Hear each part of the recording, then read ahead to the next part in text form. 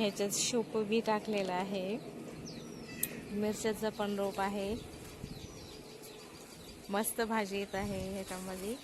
ह्याच्यात पण शेपू पालक आहे, गुलाबाची कलम लावलेली आहे ह्याच्यामध्ये. हे पहा ह्याच्यामध्ये टमाटे खराब झालेले होते. टमाटे खराब झालेले मातीमध्ये छोट्या कुंडीमध्ये हे करून टाकलं होतं, पुरून टाकलं होतं. तसं बी तयार झालं, बीचं रोप तयार होऊन मग हे झाडं डबल लावले.